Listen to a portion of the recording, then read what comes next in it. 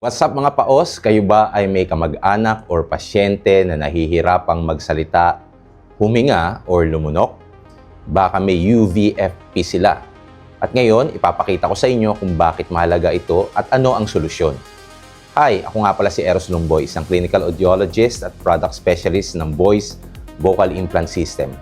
Panoorin niyo ito hanggang sa dulo nang sa ganun ma-relay ko sa inyo yung information.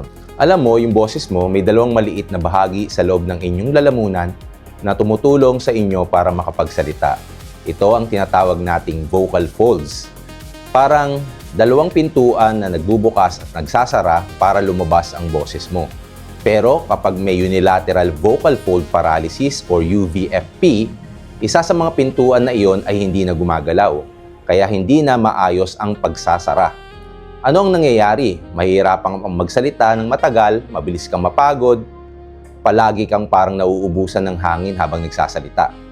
Tapos, pag kumakain ka, delikado kasi maaaring lumagpas ang pagkain o yung tubig sa maling daanan at mapunta sa baga mo. Kaya, yung taong may UVFP, nahihirapan sa tatlong bagay: pagsasalita, paghinga, at paglunok. At iyon ay nakakaapekto sa kanilang kumpiyansa, kaligtasan, at araw-araw na buhay. Sa kasalukuyang gamutan, ginagamitan natin ng therapy or injection. Pero kahit na meron siyang epekto, ito'y pansamantala lamang. Kaya yung mga taong nagsisettle sa injection, kahit buwan o taon nang nasa therapy, kakaunti lang ang pagbabago. Sayang ang gastos at ipon, nakakapagod din sa part ng pasyente at ng buong pamilya. Ang gusto lamang makamit ng pasyenteng may UVFP ay marinig ang sariling boses nila.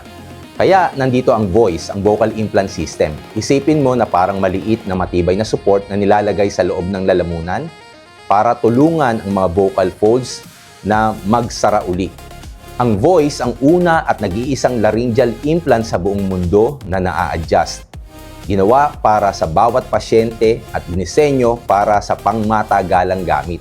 Hindi tulad ng mga lumang mga implant na hindi na magbabago at kailangan pang magpa-opera ulit para magbago ang boses. Ang Voice ay pwedeng i-adjust ng doktor kahit pagkatapos na ng operasyon. Walang dagdag na operasyon, mas konting hassle, mas malaking kaginhawaan para sa pasyente. Kung ikaw o isa sa mahal mo sa buhay ay may unilateral vocal fold paralysis, i-comment ang inyong bansa sa baba. Nang sa ganon ay may send namin sa inyo ang listahan ng mga ENT doctor na nag-i-install ng Voice sa inyong lugar para malaman nyo kung sino ang mapupuntahan. Hindi kayo nag-iisa sa journey na to. May solusyon na at nagsisimula ito sa isang comment. Please like, share, and subscribe para mas maraming pamilya ang makaabot ang impormasyon na ito. Hanggang sa susunod nating episode, paalam, bye!